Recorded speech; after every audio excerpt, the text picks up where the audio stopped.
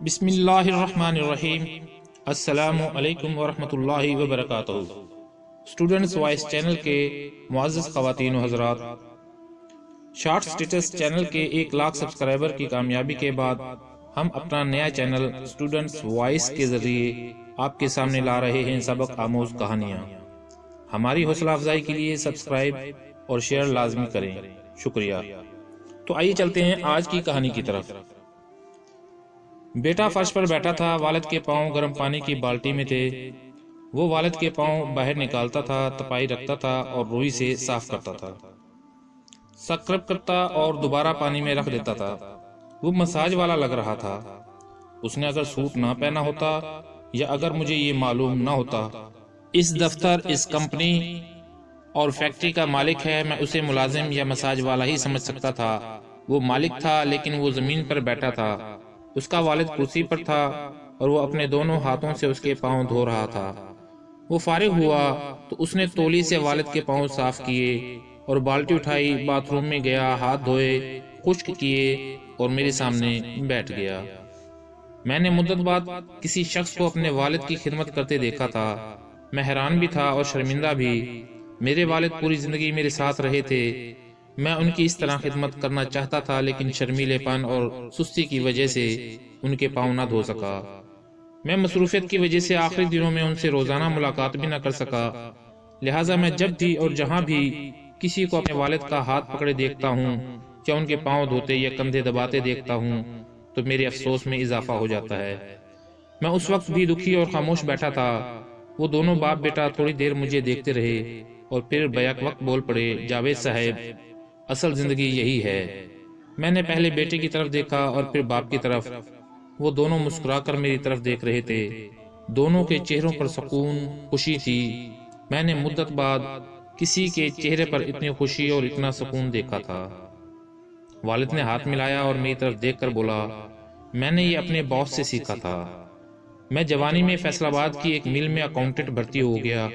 مالک کے قریب تھا، لہٰذا میری اس سے روز ملاقات ہوتی تھی۔ میں نے دیکھا میرا مالک سرمایہ کاری کے خبط میں مبتلا ہے۔ جیب میں 10 روپے بھی بچ جاتے ہیں تو انہیں بھی کاروبار میں لگا دیتا تھا۔ وہ دن رات کام کرتا تھا۔ ترقی کے بعد امپورٹ ایکسپورٹ کا بزنس، شاپنگ پلازے اور کرائے کے مکان، اور اگر وقت بچ جاتا تو وہ یہ وقت گاڑیوں کی خرید و فروخت اور جائیداد کے لین دین میں صرف کر دیتا۔ وہ پیسے بنانے کی مشین تھا۔ وہ ہر ملاقات پر کام کے بعد سوچتا تھا، مجھے اس سے کیا فائدہ ہوگا۔ لوگ اس کے بارے میں کہتے تھے، وہ پیسوں کے بغیر چھینک بھی نہیں مارتا۔ اس سے اگر خارش بھی ہوتی تھی تو وہ خارش پر وقت ضائع کرنے کے بجائے نوٹ گنتا تھا۔ وہ ان کاروباری مصروفیات کی وجہ سے بچوں پر توجہ نہ دے سکا۔ اس نے بچوں کو اعلیٰ تعلیمی اداروں میں داخل کرایا مگر بچے پڑھ نہ سکے۔ آپ یہ بات ذہن میں رکھیں کہ بچوں کو ٹیوٹر، سکول یا کالج نہیں پڑھاتے، والدین پڑھاتے ہیں۔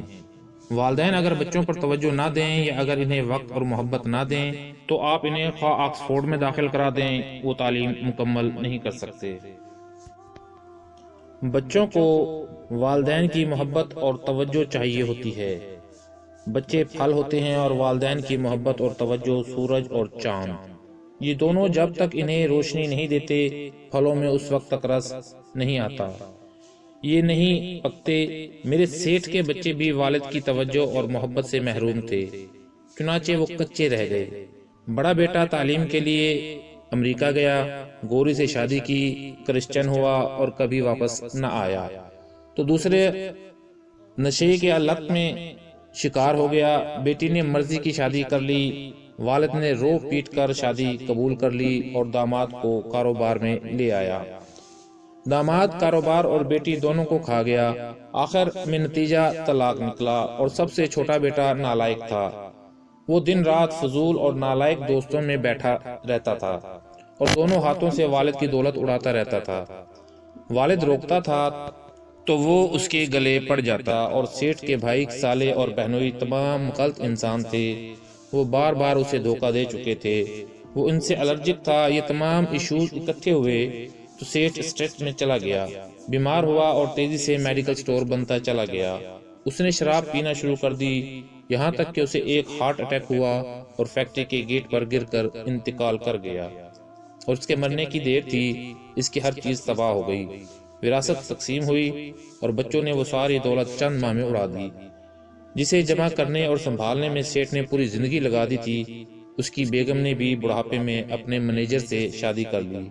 بھائیوں کے پاس جو کچھ تھا اس پر قابض ہو گئے۔ جو کچھ نشئی بیٹے کو ملا اس نے وہ نشے میں ڈبو دیا، اور جو نالائق بیٹے کے ہاتھ آ گیا اس نے وہ مجروں میں ضائع کر دیا۔ چنانچہ میری آنکھوں کے سامنے وہ ساری ریاست اور ساری آبائی زمین بوس ہو گئی۔ اکاؤنٹس میں تنخواہوں اور بجلی کے بل تک کے پیسے نہ بچے۔ میں نے استعفیٰ دیا اور نوکری چھوڑ کر گھر آ گیا۔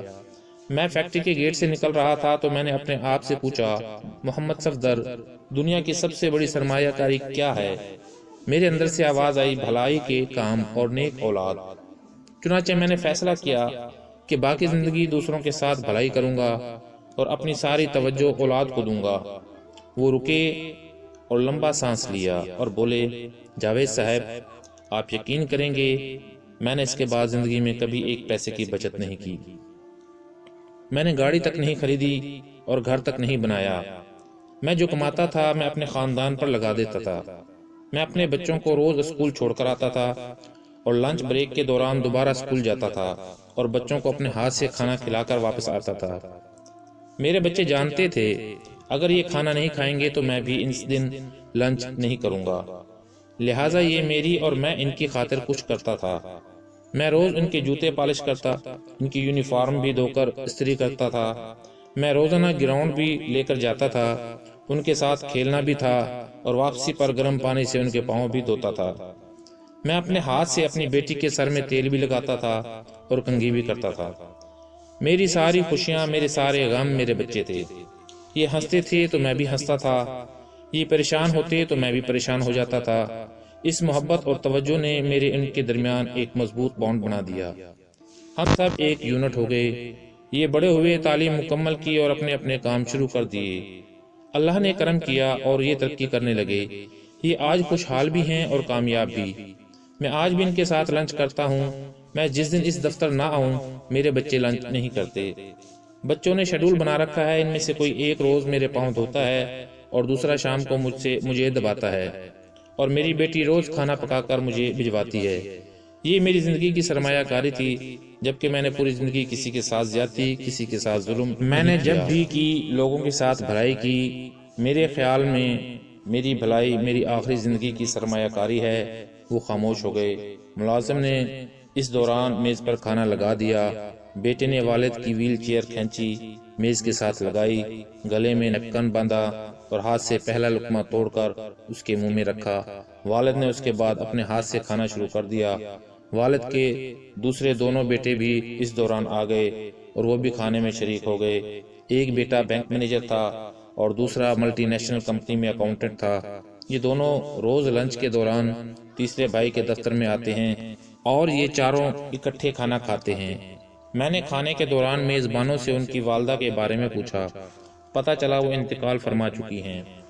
میں نے 2 گھنٹے ان کے ساتھ گزارے اور ملازم بیٹے کھانے کے بعد اپنے دفتروں میں چلے گئے، جبکہ بزنس مین بیٹا اور وہ دیر تک میرے ساتھ بیٹھے رہے۔ میں رخصت ہونے لگا تو والد میرا ہاتھ دبا کر بولا، جاوید بیٹا، انسان کی سرمایہ کاری اولاد اور نیکی ہوتی ہے، لیکن زیادہ تر لوگ دولت کی جمع ضرب کے دوران یہ سرمایہ منفی کر بیٹھتے ہیں اور وہ خسارے میں جا گرتے ہیں۔